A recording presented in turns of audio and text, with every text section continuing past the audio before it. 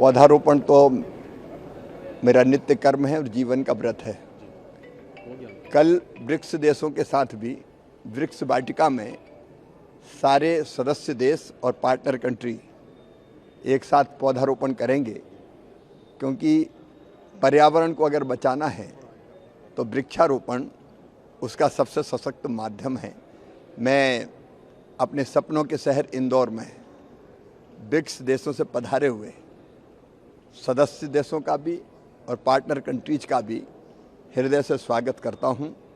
कल रात भी उन्होंने हमारी संगीत का आनंद लिया और बहुत पसंद किया, और भारत का इंदौर का परंपरागत जो हमारा भोजन है वो उनको बहुत पसंद आया।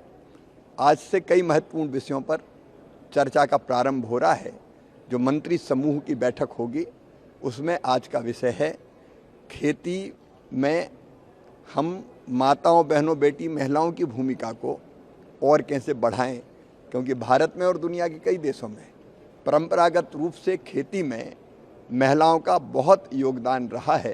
तो एक, उनके भागीदारी कैसे बढ़े, दूसरे युवा खेती से कटता है और दूसरे व्यवसाय उसको आकर्षित करते हैं।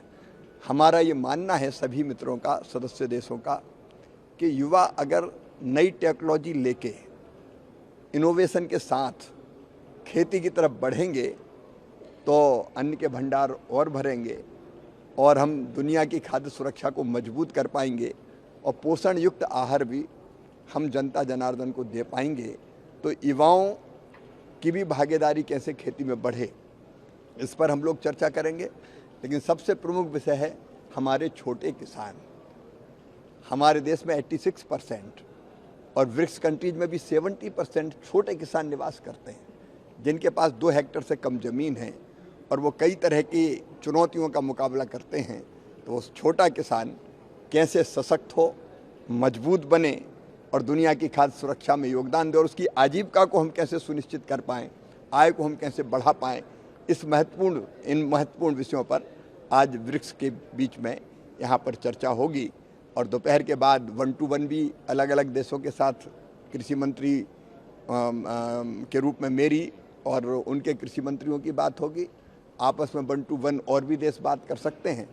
और दोपहर में हम 3 बजे के बाद एक बार हमारी परंपरा, जीवन मूल, संस्कृति, विरासत, इतिहास को दिखाने उनको मांडवगढ़ ले जाएंगे।